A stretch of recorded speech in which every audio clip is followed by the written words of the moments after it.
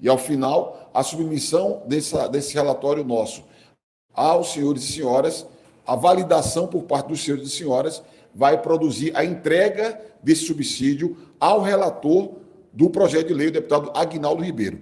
Quando da entrega, me darei o trabalho de comunicar a cada um dos senhores e das senhoras, se eventualmente tiver interesse ou possibilidade de estar presente quando da entrega formal, serão convidados para que participem dessa entrega formal. Os próprios expositores ou representantes das organizações, porque eventualmente podem outras pessoas, digamos assim, sustentarem as posições que os senhores pretendem apresentar.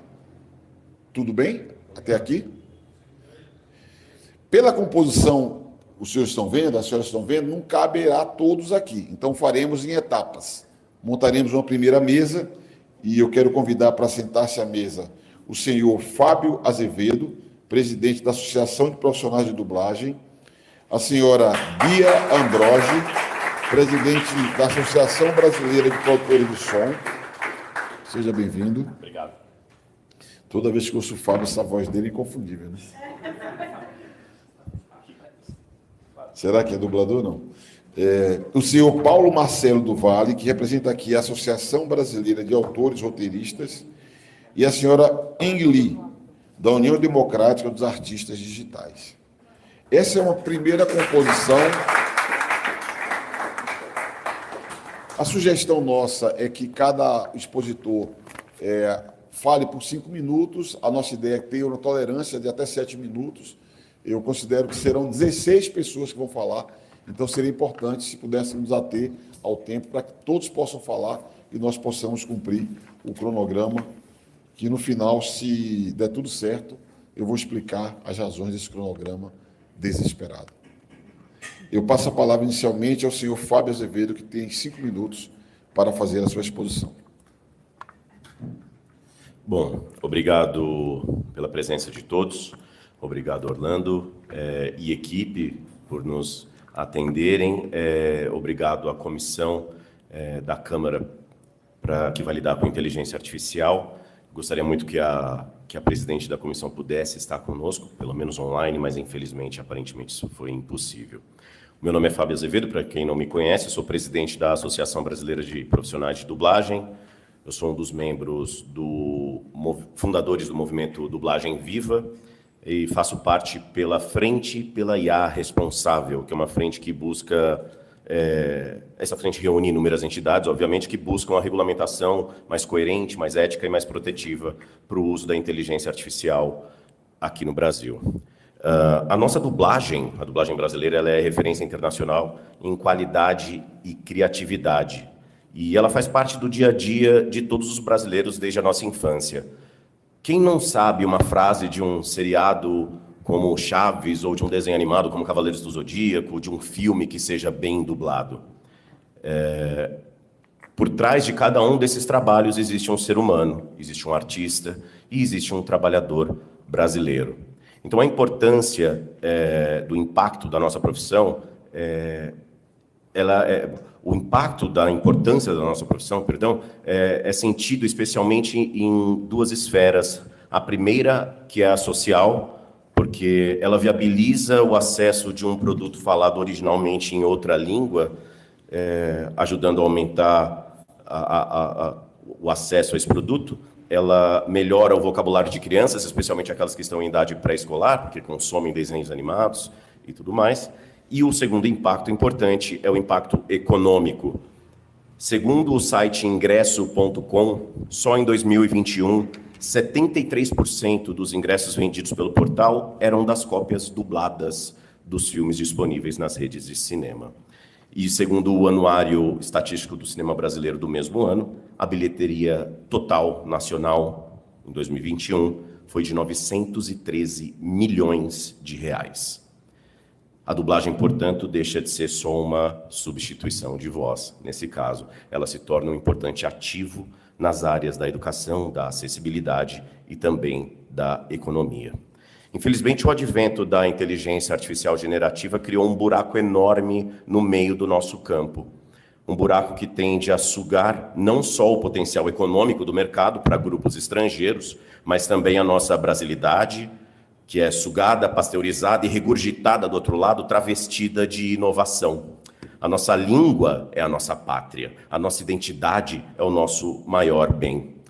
Hoje nós estamos no centro do furacão do que tem sido a discussão internacional sobre a criação de um regramento para o uso da inteligência artificial. Recentemente, num relatório que foi entregue pelo secretário de Direitos Autorais e Intelectuais, o Marco Souza, numa audiência da Comissão de Cultura que nós participamos em Brasília, ficou evidente que o Brasil pode servir de norte no assunto segurança jurídica e uso ético de inteligência artificial. Processos hoje se acumulam na Europa, onde o AI Act se mostrou insuficiente, nos Estados Unidos, onde o Fair Use se revelou desastrosamente ineficaz, e no Japão, que agora está revisando as regras que inicialmente eram super permissivas. Diante desse cenário internacional de incertezas, o Brasil tem a oportunidade de fazer diferente. A segurança jurídica é fundamental para o desenvolvimento e uso de IAs mais competentes e que respeitem aqueles que cederam seus materiais na alimentação dessa tecnologia. Os modelos de regramento existentes no mundo hoje não conseguem alcançar a qualidade ética do texto que o Senado votou e que agora está lá na Câmara. O texto deixa clara a necessidade de se proteger e de se remunerar o criador, o detentor do direito autoral e conexo. Seja no input ou no output, seja via fundo setorial ou ente arrecadador, o autor, aquele que criou, ele possui direitos sobre a obra e ele não deve e não pode trabalhar de graça. Justificar que o direito autoral pode barrar o desenvolvimento das IAs é o mesmo que dizer que é justo trabalhar de graça para enriquecer ainda mais quem já é absurdamente rico. É o mesmo que dizer que a melhor regra é não ter nenhuma regra. É o mesmo que dizer que dá para apostar que o futuro de uma população explorada pode ser justamente determinado pelo seu explorador. Uma máquina controlada por um pequeno grupo de empresas multimilionárias estrangeiras não pode ter mais voz nessa discussão do que as próprias vozes do Brasil. A nossa soberania cultural está em jogo e eu conto com os deputados, representantes do povo e não de empresas estrangeiras, eleitos pelo povo e não por empresas estrangeiras, para proteger a população. A Dublar, o movimento Dublagem Viva e a Frente pela IA Responsável podem criar e ajudar, podem ajudar a criar esse regramento e estarão sempre disponíveis para ajudar. Com diálogo, com ética e coragem, nós podemos construir um futuro onde a tecnologia não seja apenas a nossa aliada e não a nossa adversária. Muito obrigado e viva a Dublagem Viva. Muito obrigado. Muito obrigado, Fábio. E eu passo a palavra agora a Bia Ambrodi. Boa noite. Obrigada, deputado Orlando, pela possibilidade de estarmos aqui representando a indústria da economia criativa. Agradecer também à deputada Luísa Canziani, presidente da comissão, e ao espaço aqui cedido pela PUESP. Bom, a APROMAISOM é a Associação Brasileira de Produtoras de Som. Então, nossa prestação de serviços são criações de obras musicais por encomenda para sincronização em campanhas publicitárias, obras audiovisuais, games e outras mídias. Quando a gente viu a IA generativa acontecer, invadir o mercado, a gente está acompanhando de forma bem próxima a regulação da IA, e a gente formou uma frente que chama Frente IA Responsável, com mais 43 associações que assinam nosso termo, nossa nota técnica, e que defende um dos princípios, pilares fundamentais, é a preservação dos direitos autorais, um direito constitucional dentro do texto da PL 2338. Então, a gente não está reinventando a roda, a gente só quer que essa lei, que é uma lei constitucional, ela esteja de forma clara para evitar ali interpretações errôneas. Bom, é importante salientar que quando a gente fala da IA, a gente está fazendo um recorte da IA generativa, que é aquela que, através de textos, imagens, vídeos, geram novos textos, imagens e vídeos. Ou seja, é uma indústria que produz um fim, um serviço, um produto que compete diretamente com o setor que oferece esse insumo para a IA, para o milagre da IA acontecer. E não faz sentido que um setor se aproprie da produção de outro setor sem a devida remuneração, com o propósito de que precisa desse insumo para progredir. Todos os setores pagam aí os seus insumos, suas matérias-primas, então não faz sentido. Dentro dessa perspectiva, a gente entende sim que precisa haver uma remuneração e a gente faz, né, uma observação dos dois pontos, do input e do output. O input, que é a mineração e o treinamento dos dados, como eles já ocorreram, então a gente acredita ali numa remuneração compensatória através de um fundo setorial, que seria revertido ali às gestões coletivas para o mercado. E, claro, é um sistema complexo, mas importante no PL está indicado que essa remuneração vai ser feita. E no output, na saída desses produtos, o prompt, ele é uma bula, né? Ele é uma receita do bolo ali, do né, das fontes que foram absorvidas para gerar um produto. Então, que ali haja também uma redistribuição desses valores cobrados das Big Techs nesses produtos que estão sendo gerados pela IA. Eu queria dar aqui também alguns relatos diretamente do que impacta na nossa área, sem uma regulação precisa. Trilhas sintéticas. Os anunciantes, eles pedem para algumas produtoras criarem trilhas, as produtoras criarem trilhas dentro da IA, porque dizem que dentro da IA não se paga direito autoral, ou seja, não vai pagar adaptação, renovação, versão, extensão, nova utilização. Na verdade, o direito autoral existe, a gente só está querendo, né, que ele fique mais específico para essa nova tecnologia. Então, por conta disso, a gente criou um termo que o anunciante tem que assinar, caso ele exija que as produtoras criem pela IA. E acreditem, nenhum anunciante assinou até agora esse termo. Isso demonstra, né, o quão frágil está a utilização da IA sem uma regulação específica. Então, a gente faz, né, um ponto aqui, atenção a essa questão. E as vozes sintéticas, nós temos locutores, né, os dubladores, locutores comerciais, que estão aqui também, vieram aqui acompanhar a audiência. E também temos uma problemática séria sobre as vozes sintéticas. E esquecem, muitas vezes, do direito de personalidade. Não é porque você assinou um aplicativo que você pode usar tudo o que ele te oferece. Existe o direito de personalidade. Então, por que uma marca quer usar a voz, a imagem de um artista, um locutor consagrado? Porque ele agrega valor à marca. Se ele agrega valor, tem um custo, então precisa ser pago. Então, é preciso ter essa regulação rápida para que essa insegurança jurídica não acarrete o que já está acontecendo mundialmente, essa grande judicialização, né, aqui no Brasil e fora do Brasil. E o nosso projeto está sendo construído com está sendo muito elogiado fora do Brasil. Acabei de fazer uma matéria para a Latspots, e as associações que têm capilaridade fora do Brasil vê o quanto que é importante a gente estar seguindo com esse pioneirismo, e a gente espera que, né, tenha um desfecho favorável para todos nós. Gosto de trazer outros pontos para reflexão aqui, que muito se diz no debate das audiências sobre as IAs, que é a democratização da criatividade. Bom, a IA entrega uma média, uma métrica, uma curva de toda a criação humana. Então, essa média é ótima, porque nós, humanos, somos muito criativos e geniais.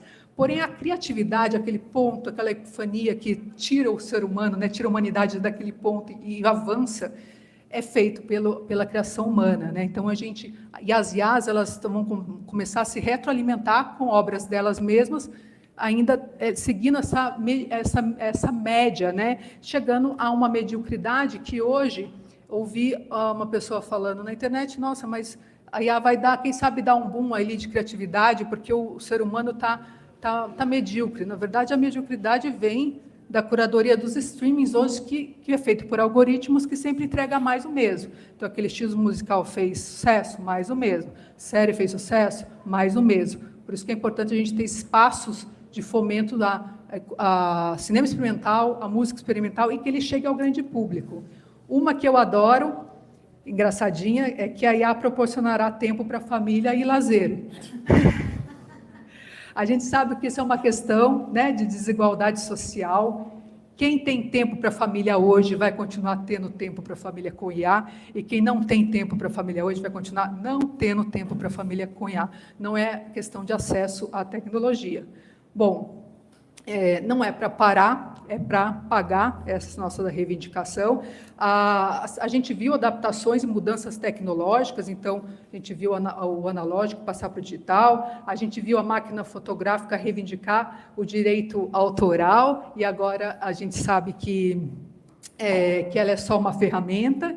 E, né, o marco zero regulatório da internet aconteceu, que era antes terra de ninguém. A gente só quer que isso corra rápido para que a gente não tenha mais percas no nosso setor. E a último, finalizando, prometo, aqui eu quero deixar um manifesto aqui, já que muitas as Big Techs também dizem tanto sobre o Fair Use, e o Fair Use é um princípio do direito autoral estadunidense, que ele diz que algumas obras protegidas por direito autoral podem ser usadas sem autorização prévia para algumas situações consideradas justas, mas que depende de uma avaliação aberta caso a caso.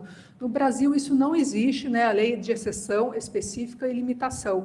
Então, eu proponho aqui, pensando aqui, fazendo o exercício do Fair Use, eu proponho um manifesto aqui do Fair Use e o marco regulatório da economia criativa. Ou seja, se as Big Techs defendem o Fair Use para explorar criações humanas sem pagar, vamos então reivindicar o verdadeiro uso justo aos criadores, através da isenção ou flexibilização de patentes e licenças protegidas pela propriedade intelectual, que permite o uso de ferramentas como softwares de edição, produção, bibliotecas digitais e até a própria IA sem pagar, para que a cultura, o audiovisual, a literatura, a música, o jornalismo e as artes continuem a prosperar.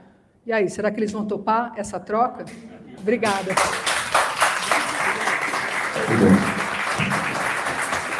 Eu tenho uma sugestão mais fácil para ganhar tempo para a família.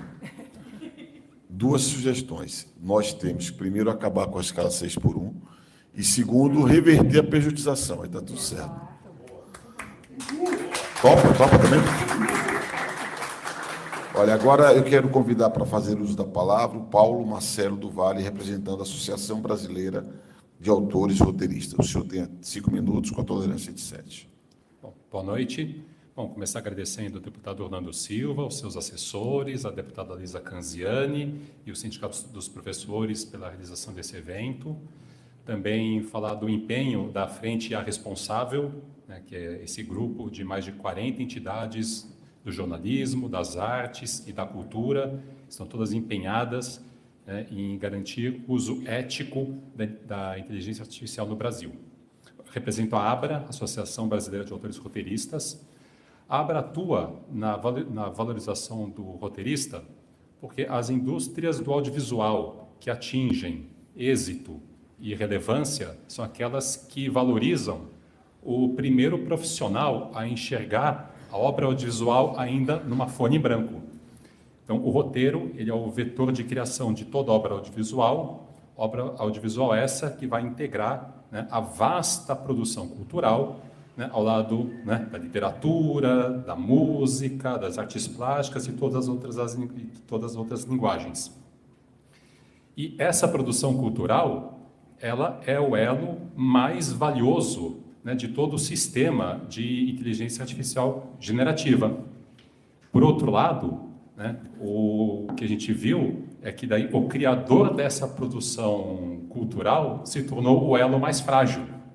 Né? Todo aquele investimento bilionário que se possa fazer na infraestrutura de uma Big Tech, ela não vai ter utilidade sem a propriedade intelectual que alimenta essa tecnologia.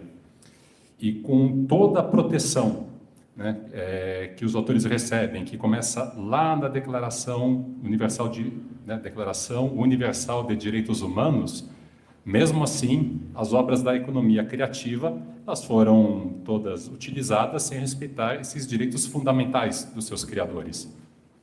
Como falaram, né, está tendo ações judiciais no mundo inteiro, né, muitas estão já terminando com acordos milionários, mas é bom a gente lembrar que nem todos os criadores têm condições de entrar numa disputa jurídica dessa envergadura. Então, é por isso que o texto da lei tem que, né, fazer uma proteção muito ampla dos direitos dos criadores. E um desses direitos, como nós falamos aqui, é a remuneração compensatória. E é muito importante que essa remuneração ela vá para a pessoa física, né? Essa remuneração ela vá para o artista, para o criador. Vou fazer um parênteses aqui, né? Como a gente sabe, né, o direito autoral ele é dividido, né, em 2 aspectos. Nós temos o aspecto moral, né, que é o direito, né, de ser reconhecido como o autor da obra, né? Qualquer obra, seja por iniciativa própria ou seja por encomenda, ela traz traços da personalidade, da subjetividade, traz visão de mundo do seu criador. Por isso que ela é um direito inalienável. E temos também, né, o aspecto patrimonial, que esse sim é transferível, né, que aí se refere à exploração econômica da obra. E a categoria que eu aqui represento, os roteiristas, por exemplo, os roteiristas, eles, por questões de mercado, eles têm que transferir todos os direitos patrimoniais das suas obras ou para produtoras ou para plataformas de streaming. E essa negociação, claro, ela é assimétrica. Então assim, para garantir que essa remuneração chegue a quem tem que chegar, né, nós apoiamos uma contribuição do Ministério da Cultura, que eu vou ler aqui, né, que é a inserção de um parágrafo no artigo 65. O artigo 65, que trata da remuneração, ele diz, né, que o agente de IA que utilizar conteúdos protegidos por direitos de autor e conexos deve remunerar os titulares desses conteúdos. E aí o Ministério da Cultura, ele sugere que seja acrescido um parágrafo, que eu vou ler aqui abrindo aspas. A remuneração de que trata o caput constitui para todos os efeitos um direito irrenunciável e inalienável dos titulares de direitos de autor e direitos conexos que sejam pessoas naturais. Então, esse parágrafo, ele busca coibir que os criadores sejam desprovidos do direito à justa remuneração por terem cedido, transferido, né, os seus direitos patrimoniais. E tem uma outra contribuição que eu quero destacar, que é aquela relativa à autoria, né, dos conteúdos gerados por IA. Existe um consenso de que os conteúdos gerados por IA, eles não são objeto de proteção. Né? Somente pessoas físicas podem ser titulares de direitos autorais e somente as criações do espírito humano, né, constituem obras protegidas. Contudo, né, existe conteúdo feito com IA e conteúdo feito por IA. Né? Então, assim, existe um conteúdo que é feito pela IA, substituindo o talento humano, e existe um conteúdo que é feito com IA, né, auxiliando o talento humano. Então, existe uma contribuição que é para, né, se garantir, né, a autoria, né, quando a ferramenta é utilizada como auxiliar, até para impedir, né, que obras feitas sem nenhum esforço, né, somente a partir de um comando, também entre nessa questão aqui dos direitos, né, que eu vou ler aqui, que seria daí a inserção de um artigo.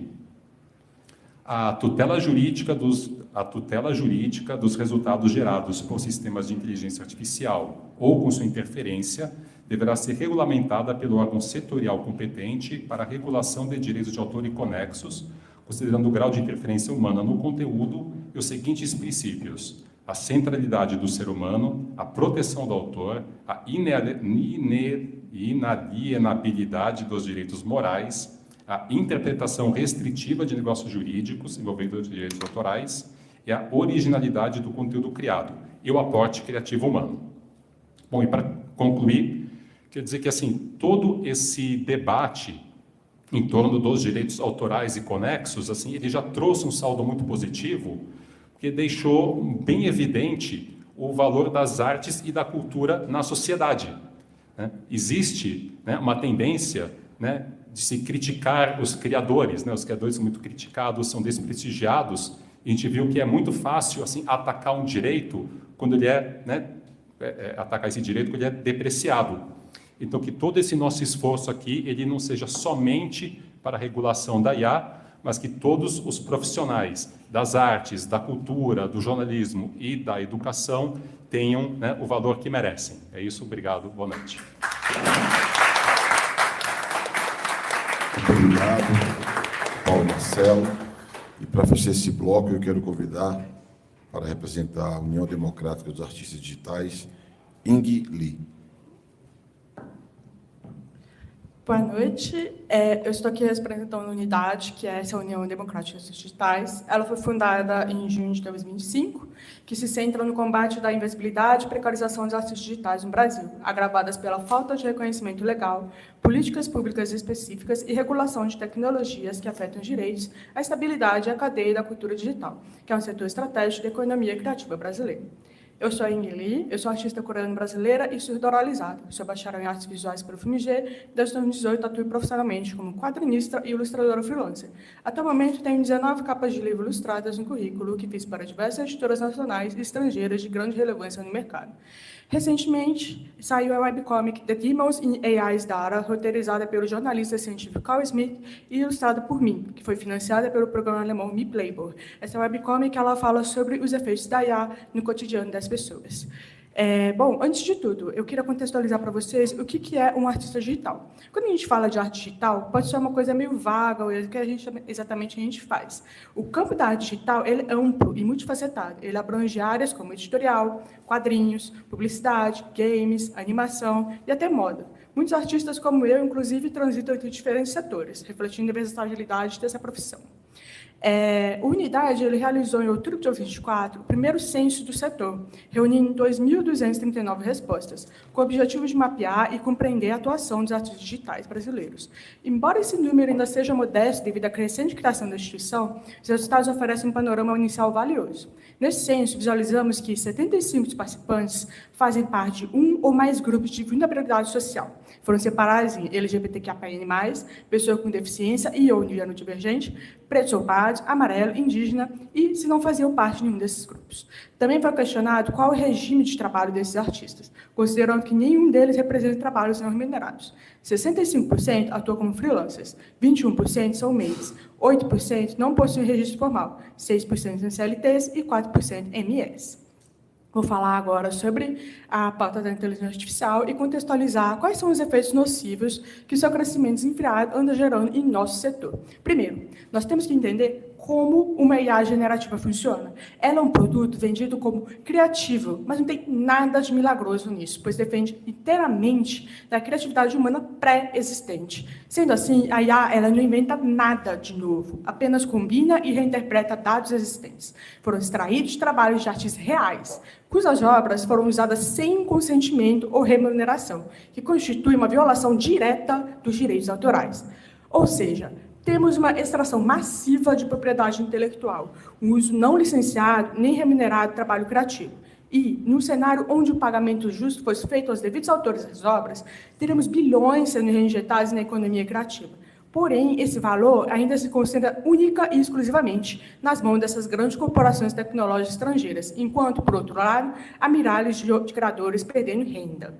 Tendo isso em vista, a IA generativa não representa um avanço tecnológico neutro, mas sim um modelo de exploração que transfere o valor do trabalho humano para o capital tecnológico, no qual trabalhadores criativos arcam com o custo invisível dessa revolução tecnológica. Contestar isso não é ir contra o avanço tecnológico, mas sim questionar para quem essas novas tecnologias servem. Entendo, o problema não é a IA em si, mas sim a falta de sua regulação, que garanta o seu uso de forma ética e sustentável.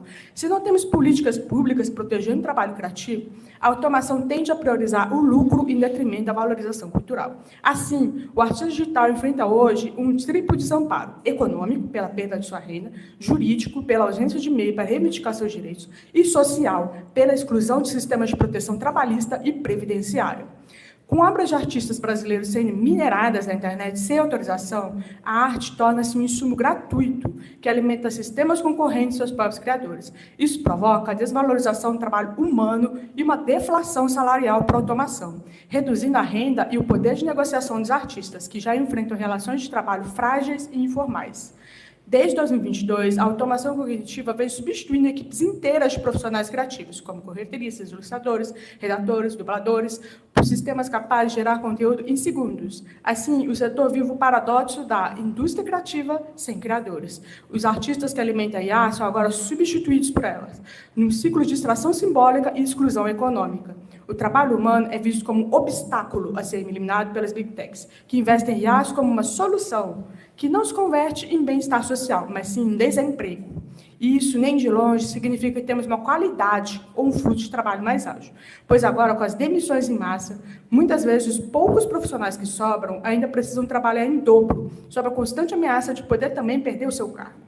Esses profissionais arcam com o acúmulo de funções e, ainda por cima, têm que corrigir ou fazer praticamente do zero o que é feito de forma medíocre por uma IA. Além disso, a automação bloqueia o acesso de novos profissionais ao mercado. As etapas iniciais, antes fundamentais para a aprendizagem e inserção, estão sendo eliminadas. Jovens artistas passam a competir injusta e indiretamente com modelos algoritmos treinados por obras humanas, enfrentando barreiras inéditas à formação e à renda. O impacto previdenciário também é grave. A redução de impostos e contribuições compromete o acesso a benefícios como aposentadoria, licença maternidade e auxílio-doença, ampliando a desproteção social no campo criativo. Os prejuízos, eles não atingem apenas os criadores, mas também o Estado, que deixa de arrecadar sobre essa atividade econômica. Em uma economia criativa estruturada, cada obra licenciada gera tributos, mas a apropriação não autorizada por IA rompe esse ciclo. A riqueza ela é transferida da base produtiva nacional para corporações estrangeiras, onde ocorre a monetização real, reduzindo a arrecadação brasileira e configurando uma evasão fiscal indireta. E nós perdemos recursos que poderiam muito bem ser reinvestidos em políticas públicas. No Brasil, o nosso setor cultural ele já é fragilizado por sua desvalorização constante. E ele enfrenta um novo desafio, que é a desindustrialização simbólica. Esse é o conceito para um processo onde fábricas fecham, empregos industriais migram para fora e a economia se concentra em serviços e consumo. Agora, com a IA generativa, o mesmo processo é repetido no campo cultural. Exportamos gratuitamente nossos dados e criatividade, transformados em lucro por empresas estrangeiras. É uma verdadeira colonização algorítmica. Engana-se quem diz que o setor cultural é apenas arte. Ao depender de tecnologias externas, o país perde não só a autonomia produtiva, mas também o poder de imaginar e narrar a si mesmo. A cultura é indústria, educação e identidade. Sem soberania cultural, não há soberania tecnológica.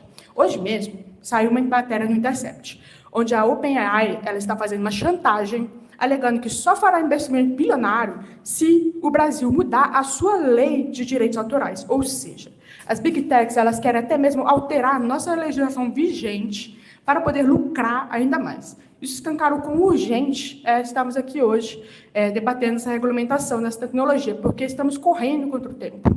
Porque outras empresas também demonstram esse interesse predatório no nosso país. Trazendo alguns dados, em 2020, a economia da cultura e das indústrias criativas movimentou 230 bilhões, que é 3,11% do PIB. Superando o setor automobilístico, empregou cerca de 7% da força de trabalho. Esses números mostram o caráter estratégico do setor criativo, com grande potencial de geração de riqueza, que hoje é ameaçado pela exploração não remunerada de obras criativas por sistemas de IA, e que pode piorar ainda mais se cedermos à chantagem das Big Techs.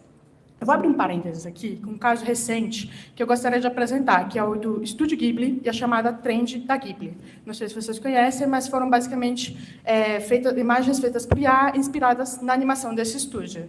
E aí, para quem não conhece também o Estúdio Ghibli, ele é um estúdio bem renomado que foi fundado por Hayao Miyazaki e é mundialmente reconhecido por sua visão crítica e politizada, sendo reconhecido por vários prêmios, como o Oscar para a animação Viagem de Chihiro.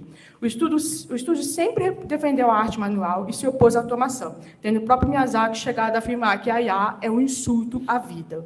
Tal citação viralizou conforme o debate sobre os males da IA cresceu. E, inclusive, eu arriscaria dizer que se tornou combustível pelo qual Sam Altman, que é o CEO da OpenAI, que alavancou a trend da Ghibli, enquanto resposta. Ao fazer uso das animações do Estúdio Ghibli para treinar seus modelos de IA, ele não somente esvazia de sentido o teor daquelas obras, como também desafia a visão de seus próprios criadores. Isso, francamente, me faz pensar que, se nem os grandes nomes são respeitados, quem dirá nós, pobres coitados artistas do sul global? E, em resposta disso, o estúdio se uniu com outras gigantes japonesas, como Square Enix e Bandai Namco, exigindo o fim do uso não autorizado de suas obras. Esse caso ele pode se tornar um marco na regulamentação da IA, e eu recomendo fortemente que vocês acompanhem de perto quais são os próximos passos. A bolha da IA, gostaria de trazer essa questão por alto, ela é marcada por expectativas infladas e investimentos bilionários em empresas sem modelo de negócio sólido, movidos mais pelo medo de ficar para trás do que por resultados reais. A valorização artificial de gigantes como NVIDIA, OpenAI e Anthropic, somada a startups sem nenhum produto funcional e demissões em massa causadas por apostas mal planejadas, revelam um mercado sustentado por hype. Essa bolha ela pode estourar a qualquer momento, seja pela fadiga do público, pela escassez de recursos ou pela ausência de retorno financeiro real, já que muitas dessas ferramentas, apesar de populares, elas não são ainda lucrativas. Enfim, e o que queremos? Para enfrentar os impactos da IA no setor, a regulação ela deve buscar estabelecer regras claras e justas que conciliem tecnologia, criatividade e trabalho humano.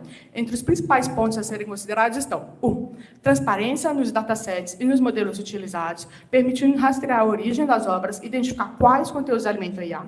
2. Licenciamento obrigatório de obras protegidas por direito autoral, garantindo que os artistas sejam remunerados pelo uso de suas criações. 3. Responsabilidade solidária entre plataformas, governo e usuários, de forma que todos assumam deveres sobre o uso ético e legal dos conteúdos criativos. 4. Redistribuição dos benefícios econômicos gerados por sistemas automatizados, financiando a cultura e protegendo os trabalhadores criativos. E 5. Refreamento de demissões em massa, evitando que a automação se traduza em desemprego estrutural e criativo. E, por último, criação de um fundo compensatório, destinado a remunerar os autores das obras já mineradas e presentes no banco de dados de IA, dado que o estrago não foi apenas feito, como segue em curso de maneira desenfreada. Para fechar minha fala, eu reitero que a regulação ela deve garantir que a tecnologia potencialize a criatividade sem explorar os trabalhadores, nem esvaziar a economia cultural. Nós precisamos garantir que o progresso tecnológico seja aliado da cultura, da justiça econômica e da soberania nacional.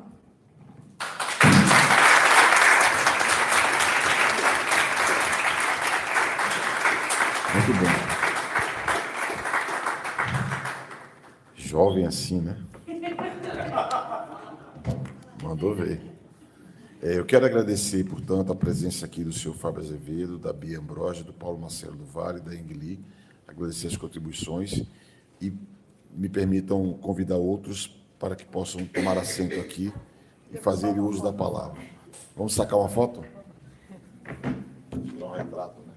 Cheio, mas feio.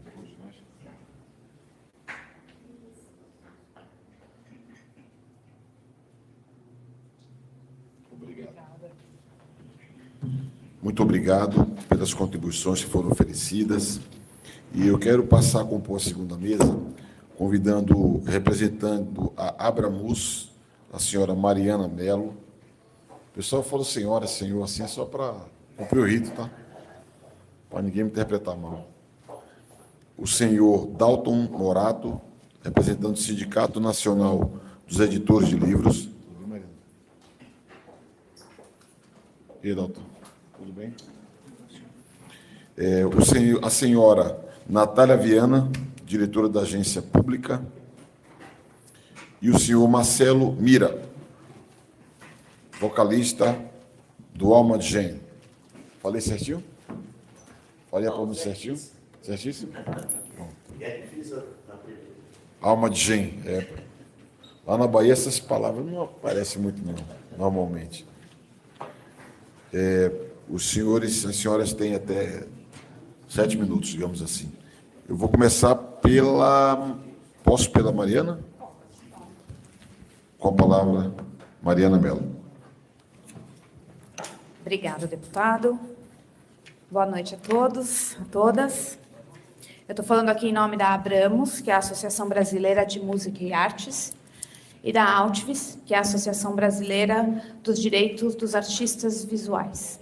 Juntas, as associações trabalham em defesa de autores musicais, autores teatrais, autores das artes visuais, ou seja, os fotógrafos, pintores, escultores, artistas gráficos, tatuadores, enfim, músicos, intérpretes, editores, produtores fonográficos. Nós hoje congregamos mais de 125 mil titulares de direitos autorais. Pessoas que trabalham na economia criativa do Brasil. Pessoas. Falei em pessoas. Pessoas que com talento, sensibilidade e muito trabalho, dão forma à cultura, que é capaz de nos identificar em qualquer lugar do mundo como brasileiros. Porque a cultura é o que nos faz o povo brasileiro. Nós estamos vivendo um momento decisivo, deputado. Esse projeto de lei, ele está sendo olhado por todo o mundo. Todo o mundo está esperando uma regulamentação da inteligência artificial. A inteligência artificial é uma ferramenta muito valiosa. Todos nós sabemos, todos nós usamos, ou pelo menos a maioria de nós que já teve a oportunidade, e reconhecemos a importância dela como uma ferramenta. Ela pode ser usada para ampliar horizontes criativos, inclusive. Ela pode impulsionar a inovação, isso é verdade. Pode auxiliar até no processo da própria indústria musical, artística. Mas o que nós não podemos admitir, e nós não vamos admitir, é que essa ferramenta se construa às custas do trabalho criativo de milhões de artistas, brasileiros e estrangeiros, sem autorização, sem transparência e sem remuneração dessas pessoas. Não vamos aceitar que os produtos de inteligência artificial, que eu me nego a chamar de obra, não são obras, são meros produtos, canibalizem o mercado. Porque é isso que está acontecendo. É uma canibalização do mercado artístico. Não vamos aceitar que isso aconteça sem que esses criadores, os verdadeiros criadores que alimentaram todas essas plataformas de inteligência artificial, sejam, no mínimo, indenizados. Indenizados pelo quê? Pelo espaço perdido, pelo trabalho que eles estão perdendo. Porque direito autoral é isso, é remuneração pelo uso do trabalho alheio. Não tem inteligência artificial criativa. Não tem nem inteligência artificial sem a criação humana que a precede.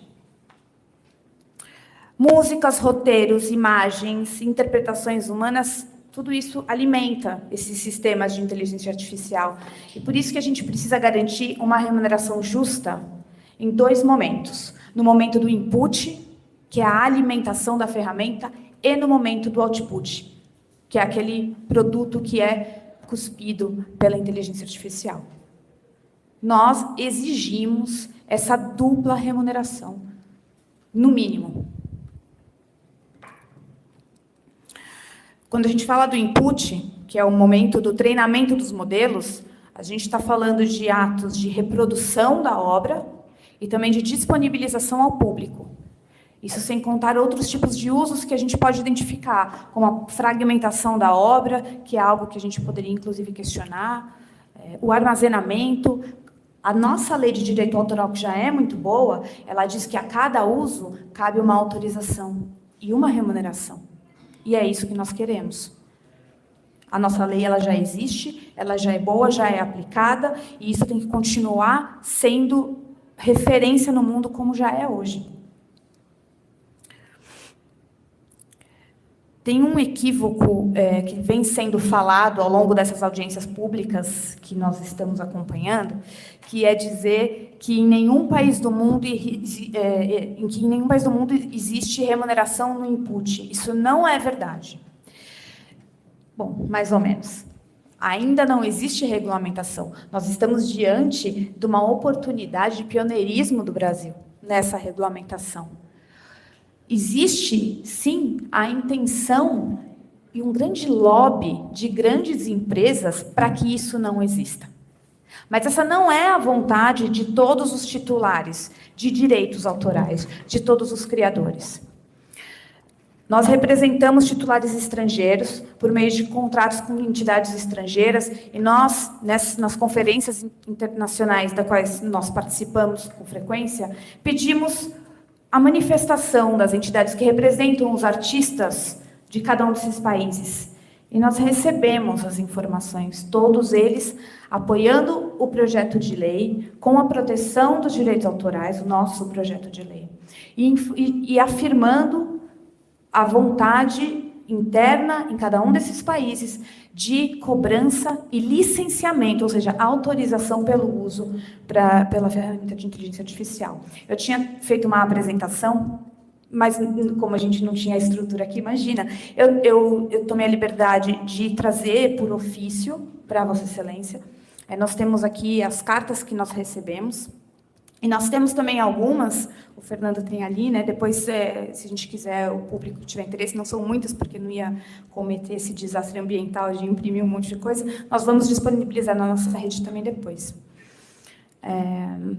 Eu quero lembrar também uma ação judicial que saiu vitoriosa agora, em favor dos autores, a GEMA, a Sociedade Alemã de Autores, venceu uma ação contra a OpenAI agora, justamente por conta do não licenciamento, ou seja, da não autorização. O que agora vai acontecer é que a OpenAI vai ter que indenizar e passar a licenciar os direitos dos artistas. Nós vamos deixar isso acontecer aqui no Brasil? Não vamos. Vamos tomar a frente disso, né, e fazer com que, de imediato, essas empresas peçam a autorização, e se o autor quiser, ele vai autorizar. Se ele não quiser, ele não vai autorizar. Eu quero que fique claro aqui que o desejo dos criadores, que nós representamos com muito orgulho e muita honra, é de dialogar. É de dialogar, não é de impedir nada. Ninguém quer impedir. Nós queremos licenciar. Nós queremos que os autores possam manifestar sua vontade. E essa licença ela tem que vir de maneira justa, dentro das regras do direito autoral, do mercado cultural, e não conforme a conveniência de grandes empresas estrangeiras. No Brasil, nós já temos instrumentos legais e técnicos prontos para realizar esses sistemas de licenciamento, de arrecadação de direitos e de distribuição. Se nós tomarmos a música, na gestão coletiva realizada pelo ECAD, o ECAD já tem a estrutura necessária para operacionalizar tudo isso, cobrança, distribuição, inclusive no contexto da inteligência artificial, considerando que existe uma posta à disposição. Nós já temos um modelo de blanket license que funciona muito bem e que está nos permitindo atualmente fazer arrecadação, mesmo com o uso de músicas feitas por inteligência artificial. O pagamento é feito de maneira proporcional e outorgando um licenciamento amplo. Quando a gente fala em diálogo, preciso frisar aqui a nossa manifestação, a nossa postura quanto ao artigo 63 do projeto de lei agora. Nós entendemos que esse é um artigo que merece uma atenção e merece uma revisão, porque ele traz uma exceção, e toda exceção em direito autoral deve atender à regra dos 3 passos, de acordo com a Convenção de Berna. Vou falar muito rapidinho aqui o que é a regra dos 3 passos. Toda exceção ao direito de autor deve vir em casos especiais, com previsão legal, que seria aqui, mas ele não pode prejudicar a exploração normal da obra e ele não pode causar dano injusto para os interesses legítimos dos autores. No artigo 63 existem exceções amplas demais que prejudicam muito, em demasia, os titulares de direito de autor. Acho que o Dalton vai falar um pouco mais sobre isso. Vou deixar, por favor, prestem muita atenção nessa parte. É algo que a gente pode dialogar ainda, precisa dialogar ainda. O direito autoral não é esmola. É uma remuneração pelo trabalho, é o fruto legítimo, honroso da combinação entre engenho e arte. É o reconhecimento de que a criação é uma forma de trabalho intelectual e cultural e não é um insumo gratuito para empresas estrangeiras. Por favor. Já foi falado aqui, essa é uma pauta de soberania cultural. É disso que a gente está falando. O que nos une como povo é a nossa cultura, que é um grande amálgama que nos identifica e que sustenta a nossa economia criativa, que é uma das maiores do mundo. E nós não vamos abrir mão dela. Muito menos em benefício de empresas de tecnologia que querem usar a arte brasileira, sem dar nada em troca àqueles que fazem a cultura. Nós realmente esperamos que o Poder Legislativo do Brasil não se dobre a esse lobby, que se posicione ao lado dos nossos criadores, da nossa economia criativa, da nossa soberania cultural, sempre com diálogo, abertura e respeito. Então, não estamos pedindo burocracia nem privilégio, mas remuneração, justiça. Se tem uso de criação humana, tem que ter remuneração para os seres humanos, para aqueles que trabalham nessa economia. Esse é o caminho para uma convivência ética entre inovação e cultura possível. Nós não queremos aqui traçar um futuro de desrespeito à nossa arte. E eu vou reafirmar aqui o compromisso da Abramos e da Altius, em nome dos criadores brasileiros e estrangeiros, na manutenção do diálogo, né, com a construção dessas soluções viáveis, com base na experiência que a gestão coletiva musical tem, sem medo da tecnologia, mas sim exigindo total respeito ao valor da criação. Obrigada. Agradeço a Mariana Mello. E para falar em nome do Sindicato Nacional dos Editores de Livros, convido agora o senhor Dalton Norato. Senhor deputado Orlando Silva, muito obrigado por dar voz aos trabalhadores, porque os autores são trabalhadores culturais. O resultado do seu trabalho é a sua remuneração pelo seu labor. Nós não podemos esquecer isso, deputado. Essa é uma regra básica. Então, gostaria de agradecer o senhor por dar voz aos trabalhadores da cultura brasileira. Gostaria de agradecer a sua equipe também e a todos os presentes. Eu vou iniciar minha exposição fazendo uma breve introdução sobre a importância do Brasil, deputado. Hoje, o Brasil, ou a língua portuguesa, ela é a quarta língua mais falada no mundo, considerando as pessoas que a falam. Atrás do mandarim, do inglês e do espanhol, português é a quarta língua mais falada. São mais de 260 milhões de pessoas que falam português como língua nativa. E só no Brasil são 213 milhões de pessoas, mais de 82% desse mercado global. Então, as empresas de tecnologia que querem utilizar os conteúdos, querem adaptar as suas ferramentas para o português, elas precisam do Brasil. O Brasil é um mercado essencial para elas. É falsa a afirmação de que se nós, o Brasil, tivermos uma lei muito restritiva, será um obstáculo para o desenvolvimento da indústria de IA no Brasil. É falsa essa afirmação. E eu vou dar um exemplo. O sistema bancário brasileiro é o sistema mais regulado do mundo e é um dos mais rentáveis. O retorno sobre o investimento dos bancos brasileiros é de em torno de 20%, o ROI, altíssimo, muito mais que bancos europeus e bancos dos Estados Unidos. Então, é falsa essa informação. Nós, geralmente, quando acompanhamos empresas de IA falando pelo seu lobby, e elas usam empresas brasileiras para fazer o seu lobby, porque as grandes Big Techs não querem aparecer. Elas usam as empresas brasileiras de software para falar em seus nomes. Quando as empresas, as Big Techs, falam em investimentos, elas falam em investimentos de data center, em investimentos de chips, em contratação de pessoas, de programadores, mas elas não falam do mais importante, que é o insumo que alimenta essas ferramentas. São as criações intelectuais, deputado. Hoje, os grandes modelos de linguagem, os LLMs, criados pelas empresas de tecnologia, eles dependem essencialmente de grandes conjuntos de dados, conjuntos massivos de dados. E aí nós estamos falando de livros, estamos falando de músicas, estamos falando de filmes, toda e qualquer criação intelectual, ela está sendo utilizada atualmente para alimentar esses grandes modelos de linguagem. Inclusive, a AGEMA alemã, nesse processo que a Mariana disse, que saiu hoje publicado no Estadão, a notícia do julgamento favorável, o Tribunal Regional de Munique julgou a favor dos compositores musicais, e nesse processo, a entidade de gestão coletiva alemã comprovou que todas as composições musicais, todas da Alemanha, foram mineradas, foram utilizadas, foram reproduzidas pela OpenAI. Todas. Quiçá as nossas obras brasileiras certamente foram. A Aliança de Propriedade Intelectual da Dinamarca, deputado, realizou um estudo em mais de 30 processos judiciais lá nos Estados Unidos, movidos contra empresas de IA. Ela gerou um relatório, eu vou encaminhar para o senhor, para a sua assessoria, e nesse relatório restou comprovado, documentalmente, que todas as empresas de tecnologia Deputado, todas as empresas de tecnologia, as Big Techs, utilizaram bases de dados piratas.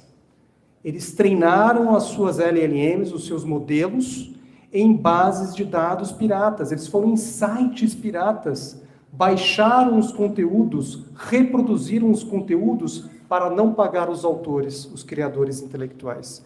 Inclusive, já houve um julgamento nos Estados Unidos, no caso Bartz versus Anthropic, em que o juiz do caso entendeu que não era fair use o que a Anthropic fez, porque ela fez o treinamento da sua ferramenta em bases de dados piratas. E a Anthropic decidiu, então, fazer um acordo de 1,5 bilhões de dólares.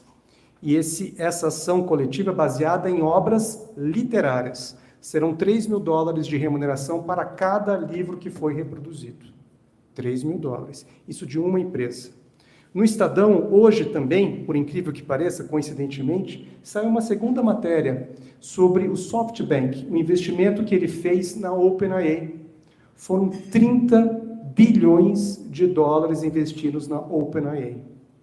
A NVIDIA, a grande empresa de processadores dos chips, ela anunciou investimentos de 100 bilhões de dólares na OpenAI. Só essas duas empresas, SoftBank e NVIDIA, são 130 bilhões de dólares. É quase R$1 trilhão. Quase R$1 trilhão. Ou seja, dinheiro não falta para essas empresas de tecnologia. Só que o que elas querem fazer é maximizar o seu lucro ao não remunerar os autores.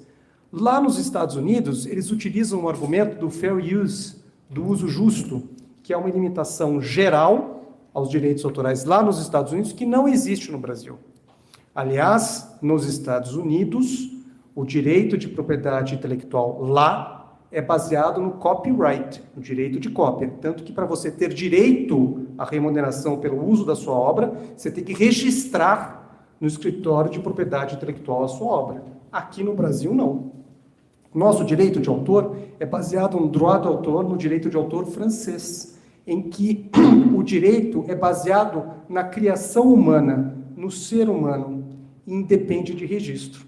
Então, aqui no Brasil, o fair use não se aplica. Aliás, aqui no Brasil, o direito de autor é garantia constitucional. O artigo 5º, inciso 27, diz o seguinte, abre aspas, da nossa Constituição Federal. O artigo 5º traz o rol de garantias fundamentais que não podem ser alteradas por emenda constitucional, quiçá uma lei ordinária. O artigo 5º, inciso 27, diz o seguinte, abre aspas, aos autores pertence o direito exclusivo de utilização, publicação ou reprodução de suas obras, transmissível aos herdeiros pelo tempo que a lei fixar. Direito exclusivo, deputado. Utilização, reprodução. O que as empresas de IA estão fazendo com as nossas criações? Estão utilizando e reproduzindo, sem pagar por isso. A Lei de Direitos Autorais brasileira, que é exemplo para o mundo, como a Mariana, eu também participo de congressos internacionais e em todos os congressos que eu vou, eles falam da qualidade da Lei de Direitos Autorais brasileira. É a Lei Federal 9.610 de 98, que foi debatida no Congresso por mais de 10 anos. A Lei de Direitos Autorais brasileira, ela traz uma regra, que eu vou ler aqui também. Abre aspas. Artigo 29. Depende de autorização prévia e expressa do autor a utilização da obra por quaisquer modalidades, tais como, inciso 10, quaisquer outras modalidades de utilização existentes ou que venham a ser inventadas. Fecha aspas. É exatamente o caso da IA, deputado. Em 98, acredito que o senhor já era deputado nessa época, provavelmente participou da votação dessa lei, o legislador de 98 já previu essa garantia para os autores. Quaisquer modalidades de uso existentes ou que venham a ser inventadas dependem da prévia e expressa autorização do autor e, consequentemente, remuneração. Então, aqui o que nós estamos falando justamente é o seguinte: as empresas de IA estão atuando na ilegalidade aqui no Brasil há muitos anos, deputado. há muitos anos. E agora elas querem participar do debate democrático e alterar a nossa lei, ao invés de reconhecer a importância das nossas criações intelectuais. Então, é uma questão de soberania cultural, deputado, para reconhecer, primeiramente, o trabalhador, autor, que o seu trabalho é a sua remuneração, a sua criação intelectual é o seu trabalho. Ele precisa ser remunerado por isso, primeiro. E segundo, é uma garantia fundamental, deputado. Seguindo aqui, eu também elaborei uma apresentação, depois eu vou encaminhar para o seu gabinete. Eu trouxe aqui isso daqui eu vou entregar para o senhor, só para o senhor ter uma noção de quantas ações judiciais existem contra as empresas de IA no mundo. Inclusive, a primeira ação aqui, que é do Brasil, da Folha de São Paulo contra a OpenAI, já está aí listada nesse rol das ações judiciais. São centenas de ações judiciais, todas fundadas na mesma prerrogativa, ou seja, uso das obras intelectuais, uso das criações sem remuneração. Algumas empresas de tecnologia começaram, em razão desses inúmeros processos, a licenciar, a procurar os autores. Vou até citar um exemplo também. Acho que temos a obrigação aqui de sermos justos e reconhecer quando uma empresa de IA faz uma coisa correta, que na verdade é o básico, né? Então, em outubro de 2025, na França, a Agence Presse, que é uma editora de jornal francês, fez um acordo com a Perplexity IA, que é uma empresa de IA americana, em que ela autorizou o uso dos seus artigos de jornal por essa empresa de IA para fazer a mineração nos seus artigos de jornal e vai ser remunerado com a divisão de receitas.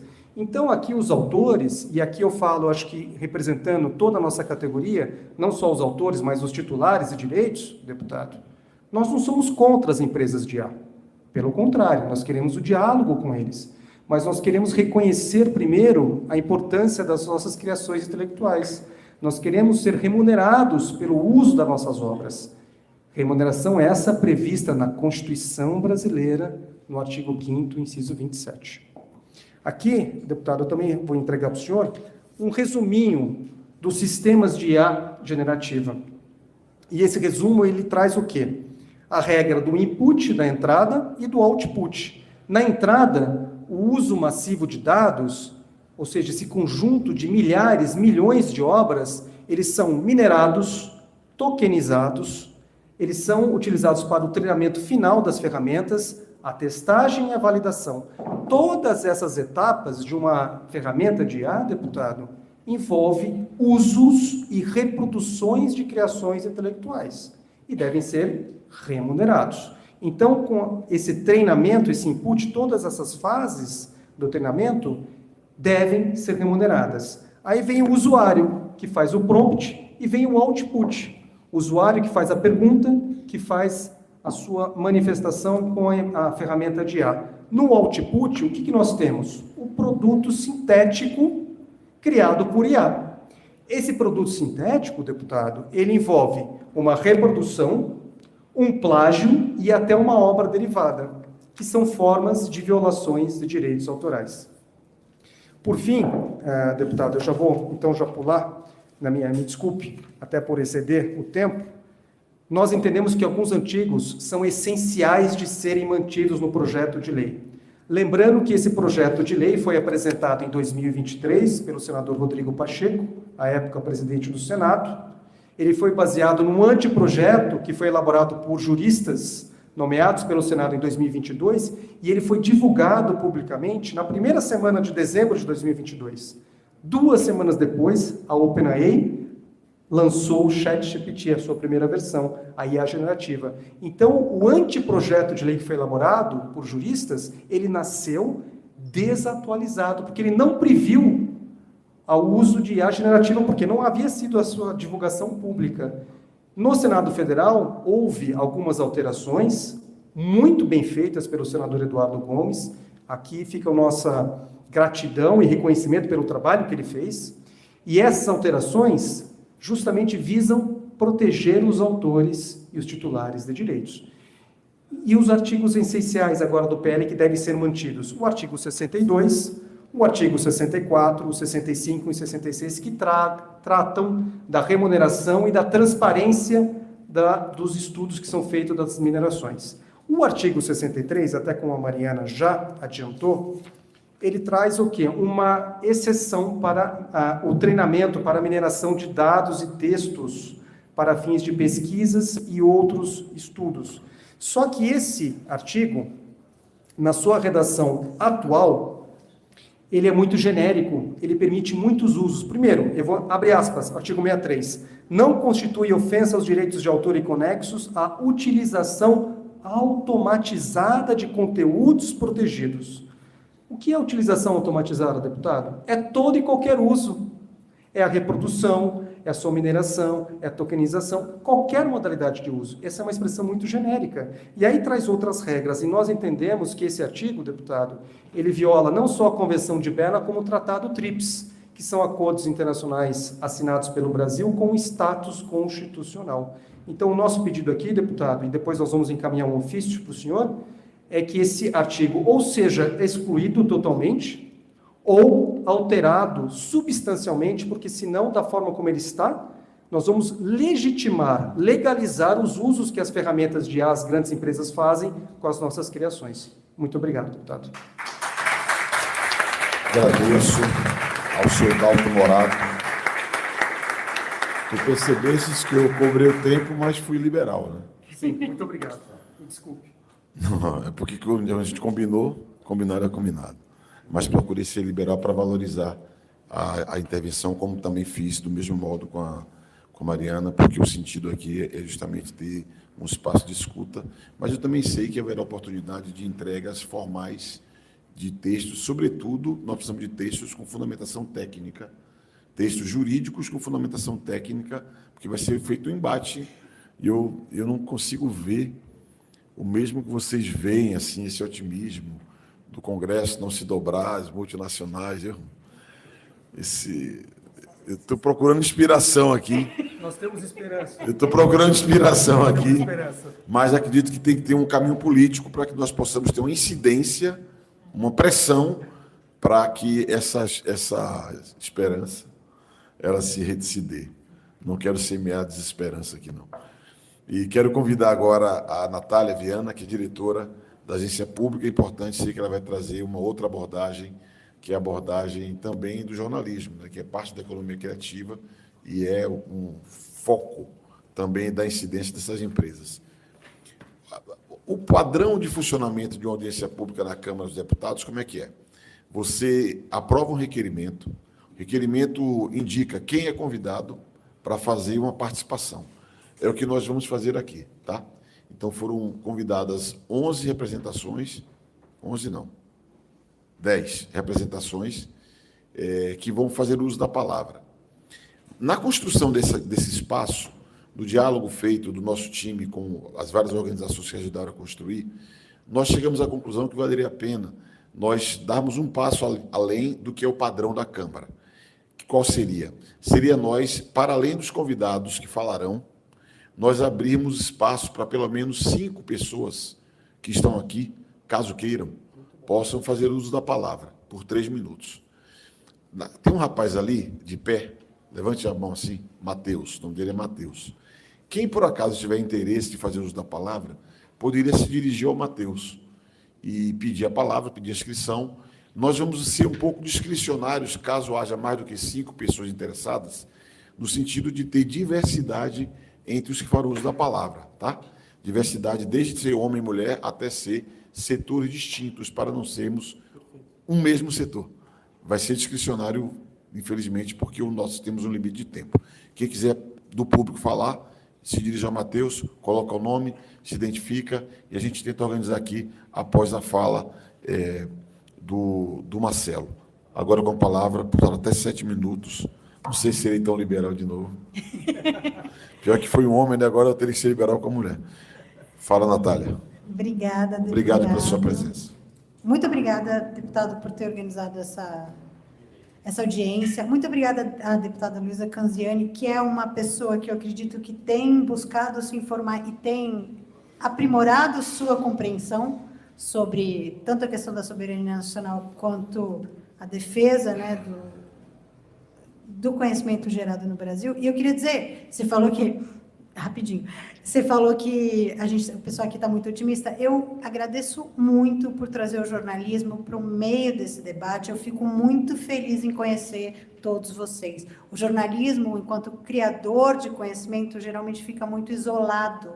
E é muito bom entender quantos setores culturais estão com discussões tão avançadas e uma percepção tão avançada em nível mundial nesse debate, que é um debate mundial. Eu sou Natália Viana, sou diretora executiva da Agência Pública de Jornalismo Investigativo, a maior organização de jornalismo investigativo sem fins de lucro do Brasil. Estou aqui acompanhada de Marina Dias, que está representando a AJOR, que é a Associação Brasileira de Jornalismo Digital, também pelo Tiago Tange, que é presidente do Sindicato dos Jornalistas em São Paulo. Viemos aqui contar o lado do jornalismo. E eu vou começar com uma história. Hoje de manhã eu fui no Google e eu perguntei assim: Google, qual foi a relação do FBI com a Operação Lava Jato? Digitei isso no Google e coloquei versão IA. O que me diz o Google? Reportagens baseadas em vazamentos da Vaza Jato sugeriram que houve cooperação informal e direta, sem a devida autorização do Ministério da Justiça do Brasil, o que seria ilegal.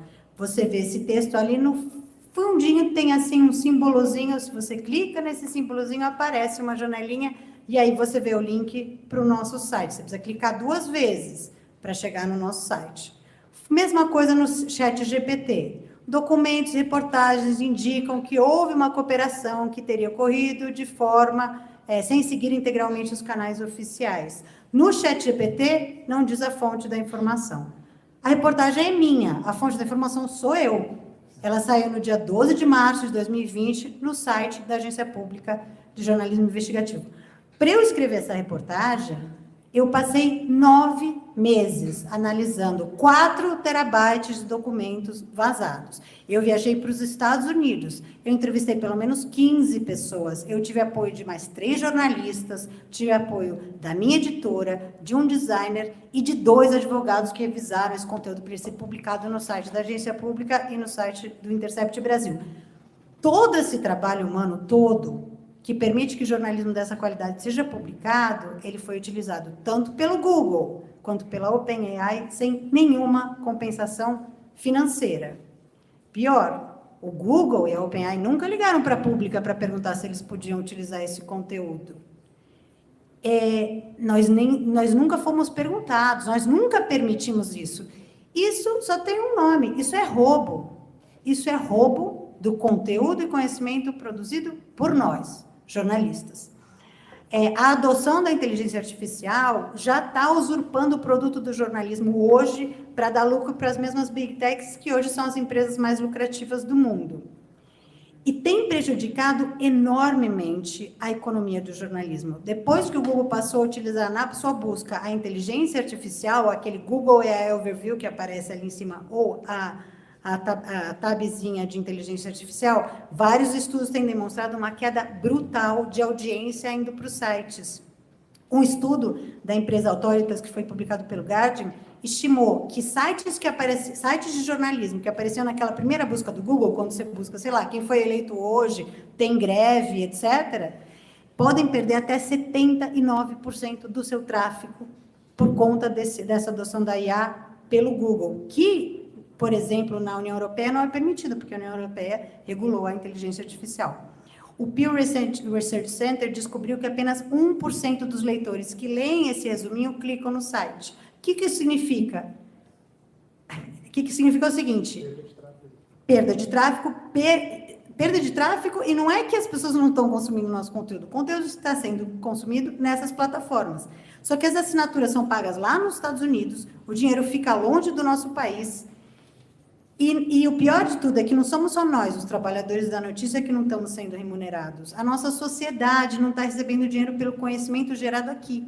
A nossa sociedade, impostos, recompensa pelo conhecimento que foi gerado por brasileiros. Tem muita desinformação nesse debate, inclusive as big techs dizem que o jornalismo não importa mais. Mas tem um fato: não existe inteligência artificial sem jornalismo. Essas ferramentas reproduzem o conhecimento que já foi pesquisado, escrito, checado e editado por jornalistas. Por quê? Para você saber o que aconteceu hoje e o que vai acontecer amanhã, você precisa de jornalistas. Você precisa de gente checando. É por isso que nos Estados Unidos o New York Times está processando a OpenAI, e aqui no Brasil a Folha de São Paulo fez a mesma coisa. Só que nós, da agência pública, que é uma organização sem fins de lucro, uma agência de notícias a mais premiada do Brasil, mais pequena, nós não temos como processar a OpenAI, o DeepSeek, nem o Google. Nós ficamos indefesos diante do roubo desse nosso trabalho. É para isso que servem os legisladores, né, os governos. É preciso que eles obriguem que as empresas a pagarem pelo direito autoral do conteúdo jornalístico que essas empresas estão usando para entregar para os seus assinantes. Então, é muito fundamental, queria agradecer pela inclusão do jornalismo nesse debate, é muito fundamental que o projeto de lei 2338/2030 inclua o direito autoral pelo trabalho jornalístico. E também queria dizer que é fundamental que, para defender os veículos menores, que haja também na lei que os Big Techs sejam obrigados a pagar para todos os veículos jornalísticos, e não só para os maiores. E ainda que se permita, em caso de negociação direta, se for esse a solução, negociações coletivas. É muito importante que veículos e atores independentes consigam junto negociar com essas organizações. Agora, nós da Agência Pública e outros sites investigativos publicamos recentemente uma investigação transnacional com 17 veículos de 13 países, chama A Mão Invisível das Big Techs, e mostra que essas empresas estão agindo muito pesadamente com lobby em vários países para evitar qualquer regulação, e mais violentamente no sul global. Então, aqui no Brasil, essas empresas, Big Techs, têm mais de 75 lobistas contratados para agirem em Brasília. Quando a gente vai em Brasília, nós somos geralmente um representante. Você vê ali 10, 20, muito bem alimentados, muito bem vestidos, os lobistas das Big Tech. Nós, da agência pública, conseguimos localizar quase 2.000 visitas ao Congresso de lobistas de Big Techs e representantes das Big Techs desde 2023, para incidir em todas as tentativas de regulação. E aí eu estou dizendo isso por quê, deputado? Você está pessimista, mas a gente aqui vai ser otimista. Regular as Big Tech é uma demonstração de retidão e profissionalismo dos nossos legisladores. É uma demonstração de patriotismo. Esperamos isso dos nossos legisladores. É fundamental que os nossos legisladores valorizem a produção do conhecimento feita aqui no Brasil. Se os nossos legisladores não reconhecerem, obviamente, empresas estrangeiras não vão fazer. Então, agradeço muito, de novo, pelo convite. Obrigado, Natália.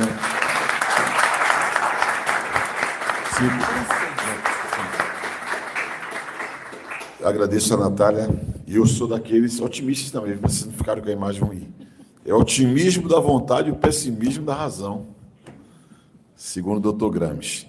E vamos agora ouvir o Marcelo Mira, que é vocalista do Alba de Gen, que vai participar agora conosco desse momento.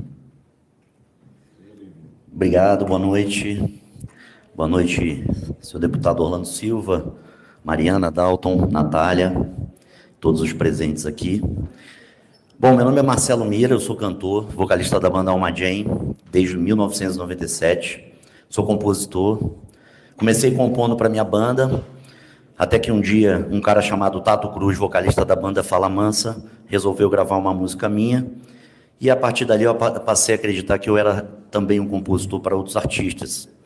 Hoje eu tenho música gravada na voz de Jorge Mateus, Tiaguinho, Rick Martin, Cláudia Leite, Vanessa Camargo, Fala Mansa, Marcos e Belucci, Biquíni Cavadão, Nath Roots, Planta e Raiz, Pedro Mariano, Maneva, Mascavo e alguns outros artistas de peso do Brasil e do mundo. Não vou usar esse espaço para considerações técnicas ou jurídicas, porque existem pessoas mais qualificadas. Eu fui convidado aqui pela minha associação de compositores, a Abramos, muito honradamente, para falar como compositor. E o compositor, o ponto de vista do compositor é do coração, não é da razão, né?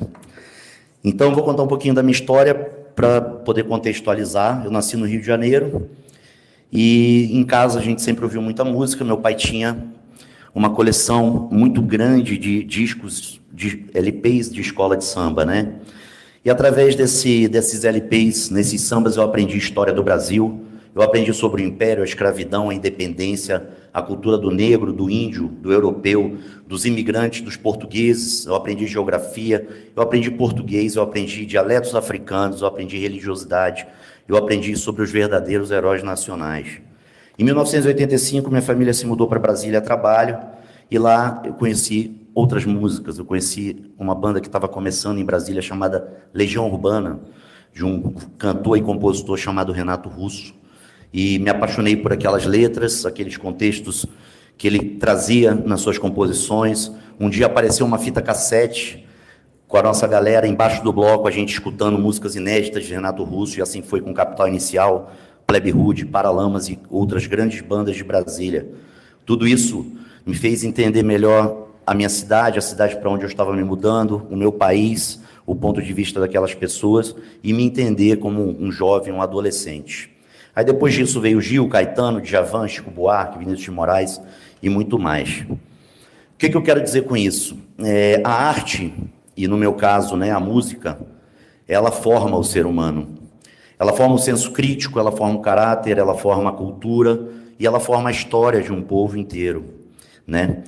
Então, eu faço um questionamento a todos, por exemplo, se a inteligência artificial faria uma música que diria, por exemplo, nas favelas, no Senado, sujeira para todo lado, ninguém respeita a Constituição, mas todos acreditam no futuro da nação. Será que a inteligência artificial faria uma música dessa? Será que as empresas que comandam a inteligência artificial teriam interesse que uma música dessa fosse criada?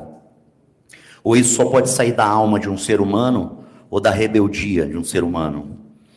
E aí vou fazer um corte para hoje. Essa semana a gente fez um encontro de compositores pela Abramos, né? E o meu time de composição fez uma música linda, mas eu acordei de madrugada e falei, essa música não está pronta. E comecei a pensar ela até de manhã. Quando foi de manhã, eu liguei para os compositores parceiros, falei, gente, vamos montar um grupo no WhatsApp, vamos terminar essa música merece uma atenção especial. Por que eu estou falando isso? Isso é trabalho. Compor é trabalho, criar é trabalho. Para você compor, você estuda um instrumento, você lê, você assiste a filmes, documentários, viaja, observa pessoas, o cotidiano das pessoas, as tendências sociais, a política, comportamento humano. Você gasta horas e horas tentando traduzir tudo isso em música. Isso é trabalho, é o meu trabalho, é o trabalho de milhares de compositores brasileiros que sustentam sua vida e sua família para fazer a trilha sonora da vida de todo mundo que está aqui. E não é só trabalho, é investimento, muito investimento de dinheiro e principalmente de tempo. Tá? As empresas de inteligência artificial se apoderaram das nossas criações sem transparência para ensinar suas máquinas. Colocam tudo no liquidificador e regurgitam músicas como se fossem novas criações para usuários ávidos por facilidades. E aí eu pergunto, é justo que as empresas se apoderem da nossa criação sem sabermos para onde ela vai, para quem ela vai, quem vai ganhar com isso e quanto se vai ganhar com isso? Além de não termos nenhum poder de decisão moral sobre o que estão fazendo com nossas obras, não somos remunerados por isso. Na hora que os direitos autorais não forem mais respeitados, os compositores não receberem de forma justa pelo seu tempo e pelo seu trabalho e intelecto, será que nascerão novos Djavans, Gilberto Gil, Marisa Monte, Caetano Veloso, Tom Zé, Zezé de Camargo e outros muito mais que formaram e formam a cultura brasileira? A quem interessa esse looping de desconstrução das obras que irão empobrecer a qualidade do que se ouve, do que se lê, assiste, a cultura do país? Para finalizar, por 9 anos eu fui técnico judiciário, funcionário público federal, concursado no TJDFT em Brasília. Em 2002 eu larguei para vir para São Paulo e viver de música. E quando eu fiz essa escolha de viver da música, eu fiz uma música para minha mãe chamada Poeta, quando eu fiz essa escolha de largar o emprego público. E eu gostaria de cantar um trechinho dela para vocês para finalizar minha fala. Ela fala o seguinte: minha mãe falou que eu precisava estudar, que ser artista era coisa do passado, que nessa era cibernética de globalização, fundamental de verdade era um diploma na mão.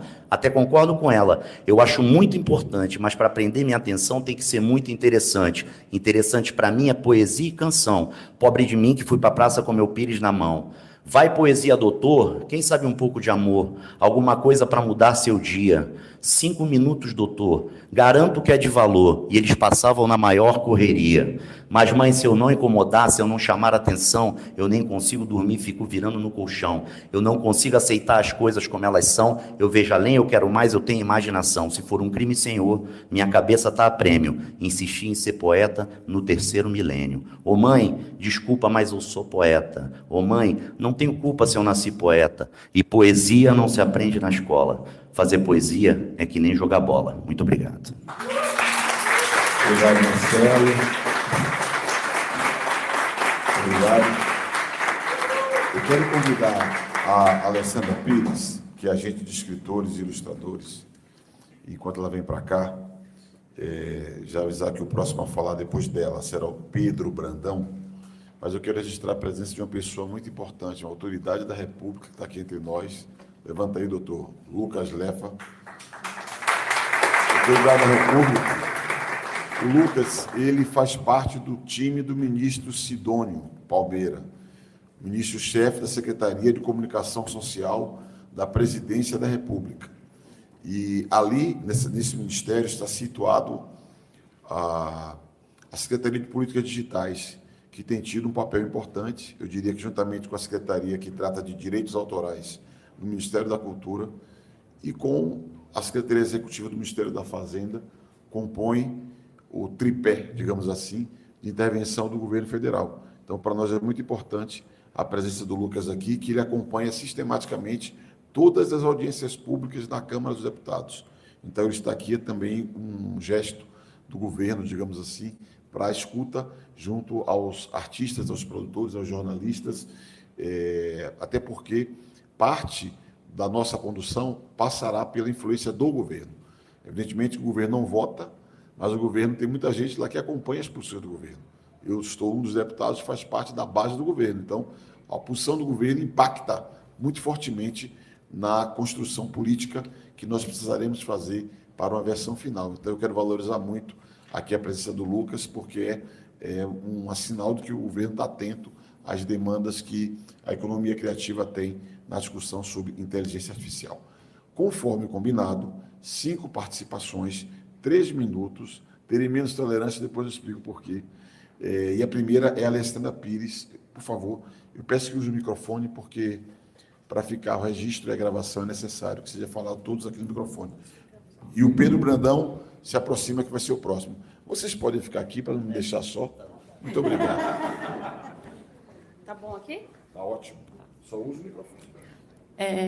Agradeço aqui os organizadores da audiência pública, todos os participantes. Tá bom aqui? Tem imagem. Qual é o ponto exato? É bom?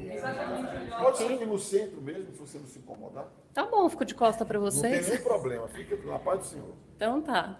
Então, agradeço os organizadores da audiência pública, o deputado Orlando e todos aqui presentes. Eu vou ser bem breve e vou fazer 3 pedidos.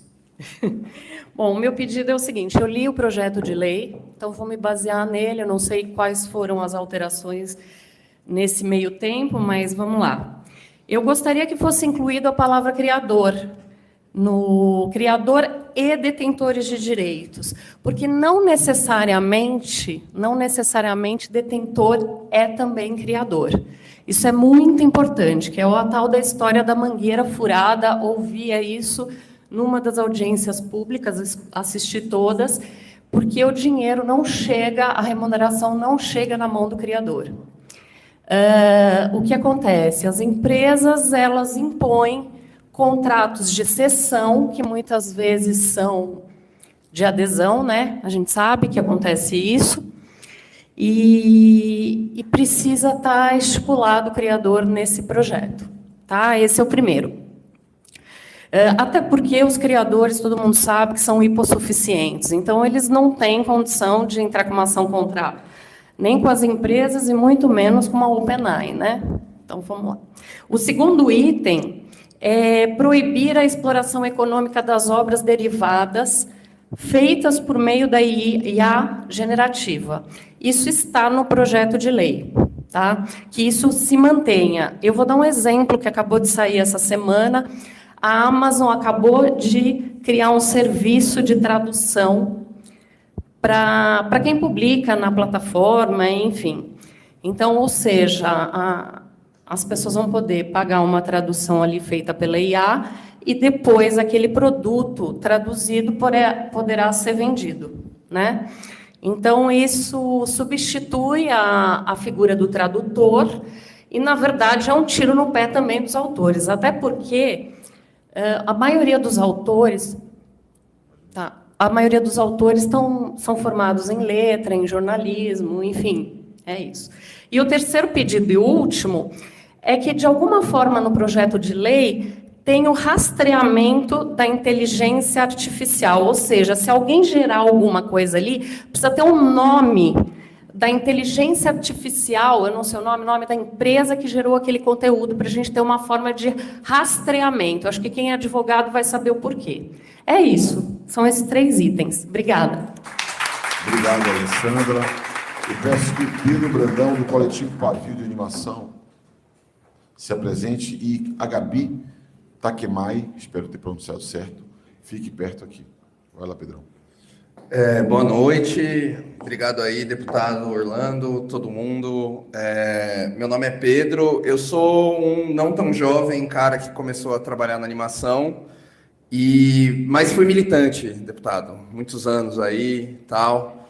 E aí, não querendo atravessar no seu trabalho, mas já atravessando, eu queria saber uma coisa que é muito importante, assim, dado que o companheiro aqui falou que a gente está tendo um descumprimento grave dos nossos direitos fundamentais, por que a gente, embora, né, tenha uma crítica aí da politização, da judicialização da política, né, não caberia aí uma ação de descumprimento arguição de descumprimento de direito fundamental, uma DPF, porque aí a gente provoca o Supremo, entendeu?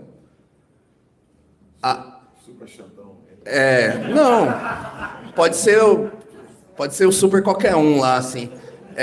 Acho que basicamente é isso, e também acho que tentar chamar a atenção do deputado, aqui puxando a sardinha para a animação, que isso é fundamental que isso seja regulado, deputado, porque os grandes estúdios, nessa lei dos streamings, eles já estão nadando de braçada, os grandes estúdios estão nadando de braçada junto. Então, assim, só para dividir um pouco, assim, na animação são milionários comendo as migalhas de bilionários, enquanto nós, trabalhadores, né, o precariado do entretenimento, dos filhos de todo mundo aqui, que todo mundo aqui consome animação, consumiu, gosta, ama, a gente está entrando no nosso.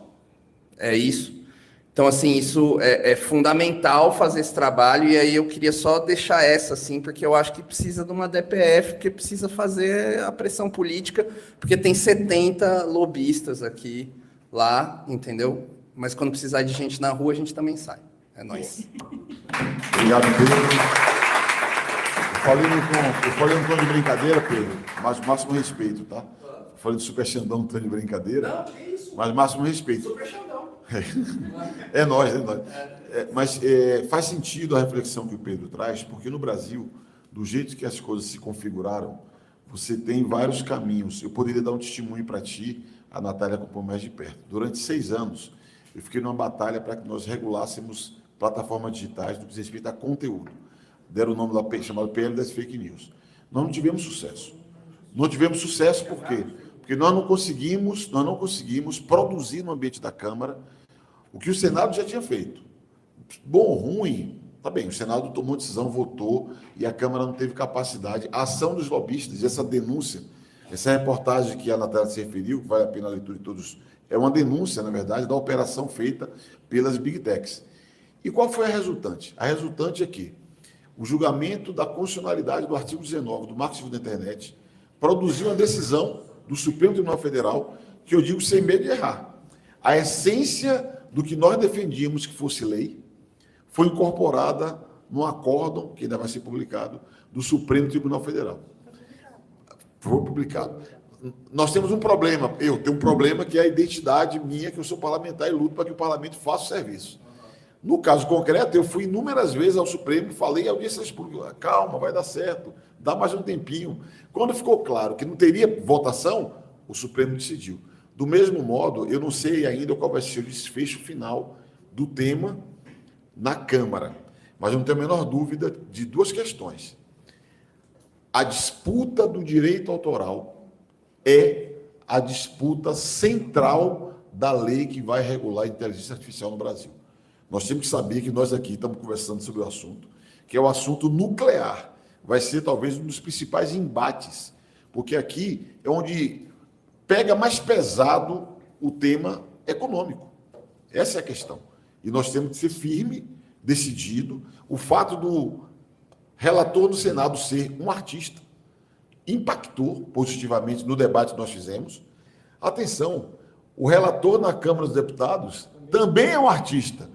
Isso também pode ter um impacto positivo, mas nós teremos que estruturar politicamente uma incidência forte. Uma incidência que vai passar pelo governo, uma incidência que nós vamos ter que fazer uma disputa na sociedade, uma disputa de opinião, vamos ter que escrever muito, disputar consciência na sociedade, organizar pressão para que a gente possa ter um melhor resultado. Essa, sim, é a minha convicção. Eu queria deixar, aproveitando a oportunidade que o Pedro levantou, o seguinte, é lutar em vários planos e em várias frentes. Isso nós vamos fazer. A Gabi, cadê? Já está ali. Vem cá, moça.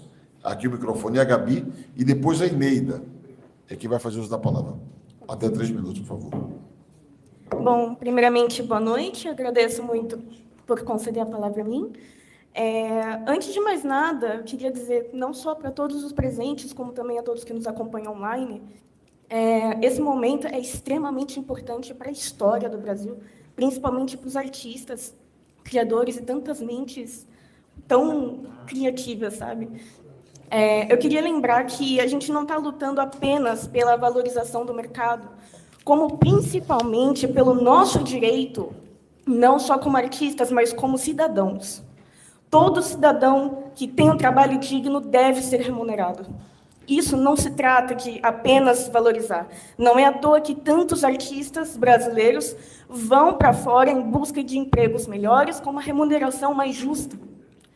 Então, o passo que o senhor está dando aqui para a gente é extremamente importante para a gente conseguir seguir na carreira estando no Brasil, mas também para alimentar a geração futura que busca viver disso. Se a gente não regulamentar isso, como vai ficar a educação criativa no Brasil? Quantos jovens, de fato, vão ter a coragem de enfrentar uma inteligência artificial ao pisar numa faculdade de arte? Muitos jovens vão pensar 2 vezes. Pô, eu quero muito trabalhar com arte, mas até onde, hoje, isso realmente vai me manter vivo? Não é uma questão de querer comprar uma roupa bonita, comprar um paletó de 15 mil reais. É conseguir comprar o pão, o arroz e o feijão de cada dia para sobreviver como artista. E eu queria, mais uma vez, agradecer e dizer que, para quem gosta de inteligência artificial, não tenho nada contra, respeito, mas eu queria dizer que o ser humano ele consegue buscar a perfeição. E isso a inteligência artificial não consegue. Muito obrigada. Obrigado, Gabi.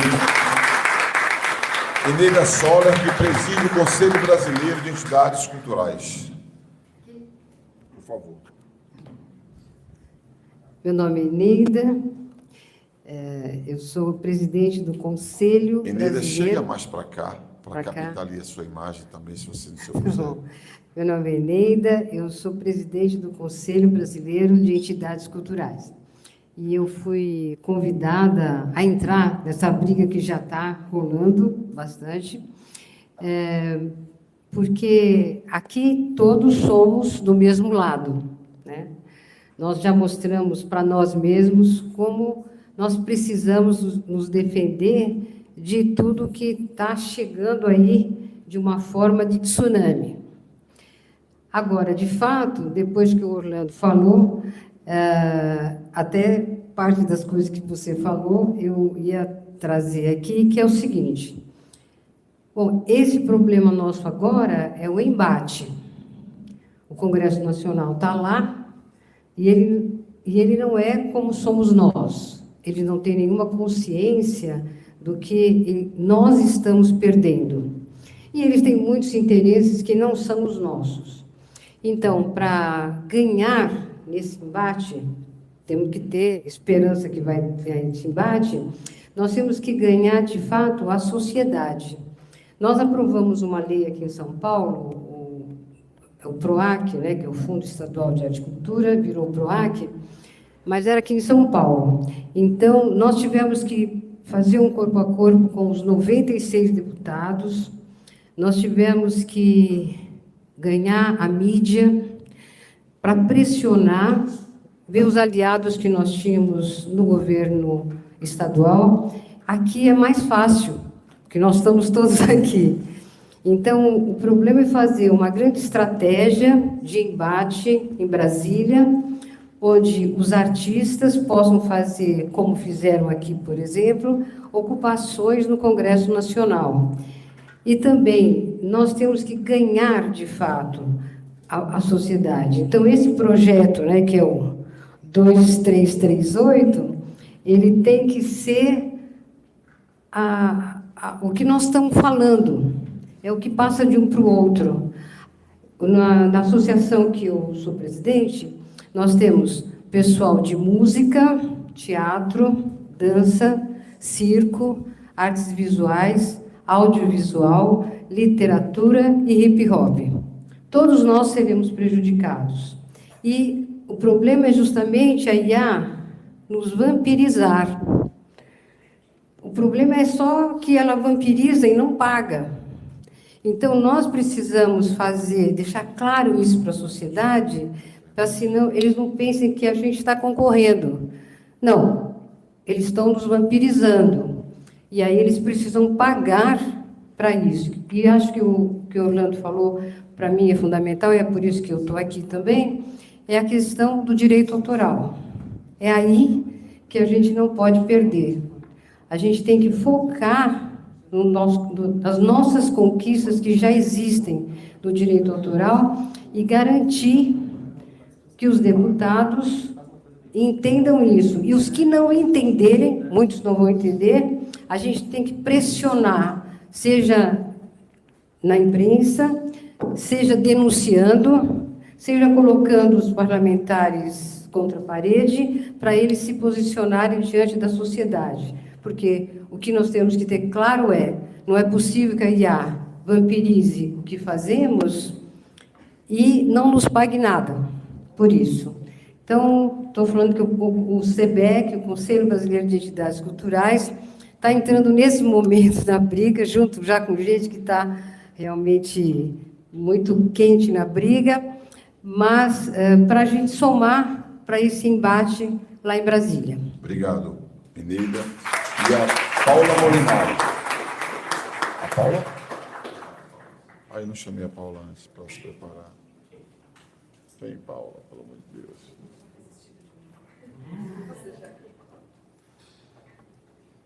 Está aqui. Obrigado. Boa noite. Na verdade, é só uma reflexão mais existencial, inclusive, do que prática em relação a esse PL, a essas leis. O senhor disse em um momento que a gente está otimista.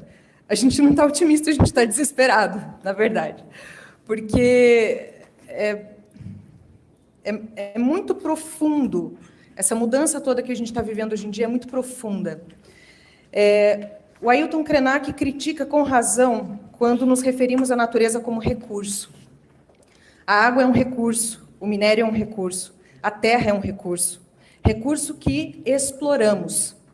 Nos desconectamos da natureza, a relação é utilitarista. Agora nós estamos legalizando a exploração do recurso humano. Vivemos num mundo capitalista, é bom lembrar. Para que haja a circulação do capital, precisa-se do ganho de capital. Como essa economia vai ser sustentável se estamos tirando a fonte de renda dos trabalhadores? Meu namorado é cientista de dados e estávamos conversando sobre a velocidade do desenvolvimento tecnológico. Dizem que precisamos nos atualizar, inovar. Como será possível nos mantermos atualizados na velocidade com que a tecnologia se transforma? Quando você está dominando um software, vem outro para você ter que estudar. É humanamente impossível. Humanamente. Temos pessoas de várias idades, com mais ou menos intimidade com tecnologias. Quem consegue acompanhar essas evoluções são a exceção. Para quem é essa evolução toda que estamos vendo? Para quê? Quem vai viver melhor com tudo isso? Vimos a chacina que houve no Rio, as diversas cracolândias em São Paulo. Quem se beneficia tanto assim dessa tecnologia criativa?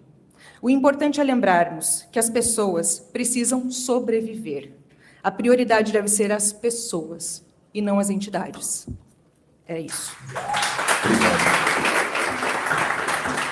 Pessoal, eu quero agradecer muito a oportunidade de participar desse encontro. Agradecer cada um dos expositores e expositoras que estiveram até aqui. Quem chegou depois de que nós iniciamos. Devo dizer que essa foi transmitida e gravada essa reunião. Quem usou da palavra, pelo que eu entendi, já que ninguém contestou, autorizou que nós fizéssemos o registro, vamos trabalhar a sistematização, vamos produzir um relatório. Na minha percepção, foram falas tão objetivas, tão precisas, e cheias de sentido, que vale a pena mesmo entregar para o relator o conjunto da degravação da reunião, juntamente com a sistematização de propostas que nós podemos acrescentar.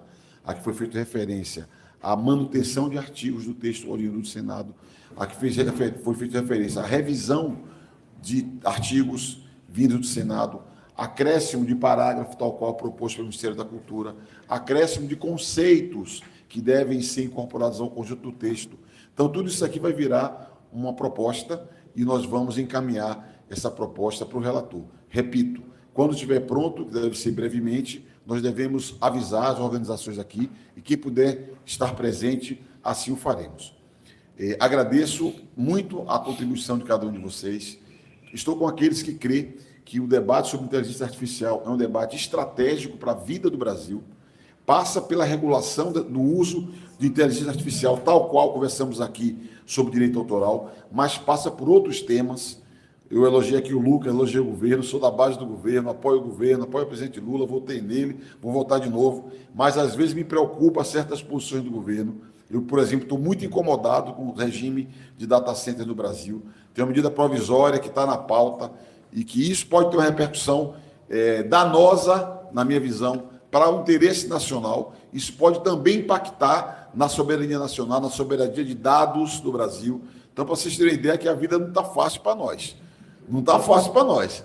Mas com a franqueza e a lealdade de quem defende o governo, faria a crítica na hora certa, faria a crítica procurando alterar, porque o Brasil precisa ter uma infraestrutura soberana de coleta, tratamento de dados, para que nós possamos, de verdade, termos a nossa soberania respeitada. E nós não podemos se transformar num exportador de água, um exportador de energia e um exportador de dados dos brasileiros. Não é para isso que eu fiz o L, e é por isso que nós vamos ter que fazer uma batalha. Vou pedir ajuda para vocês também, porque quem está ligado no debate de soberania deve ter entendido o que é que eu estou falando. E é sobre isso também o debate que fazemos de IA, porque há uma ideia de votar junto a lei que vai regular IA e a medida provisória do Redata. Então, desgraça pouca, de uma vez, né? Então, a gente vai ter que estar muito atento. Eu estou falando em tom de formalidade, de brincadeira, mas, de verdade, eu tenho convicção que o que está em jogo é a soberania nacional, quando nós discutimos as regras para a inteligência artificial e as regras para a instalação de data center no Brasil. O que está em jogo são direitos de trabalhadores brasileiros, como foi dito aqui fartamente, quando nós falamos de autores, de quem produz. Eu poderia falar de dublagem, porque dublagem para mim é uma coisa muito evidente. Não me vem dizer que vai usar voz sintética em português para fazer dublagem, porque essa voz sintética não entende a minha cultura, não entende a cultura brasileira, não entende a emoção dos brasileiros, não sabe como nós percebemos. Por isso que nunca vai ser possível você, com a voz sintética, transmitir aquilo que aquele artista quis transmitir pela sensibilidade do outro artista que traduziu para nós. Então é sobre isso. Estou dando exemplo da dublagem, poderia falar de outros temas, outros tantos, que nós precisamos estar atentos, e por isso que foi tão importante essa nossa reunião. Eu vou falar duas coisas para vocês. Fazer um pedido e pedir desculpas. O pedido é ver quem se sentir à vontade, agrupar aqui todo mundo, e a gente tirar uma foto de todo mundo para fazer o registro do evento. E segundo, dizer que eu vou sair daqui correndo, porque eu vou ter que pegar o voo 8h30 para levar minha filha para Porto Alegre, que a mãe dela está esperando a minha filha lá em Porto Alegre. E a vida nossa é muito difícil e eu tenho que sair correndo para chegar lá. Podemos tirar uma foto aqui? Vai dar certo. Vamos tirar foto, pessoal?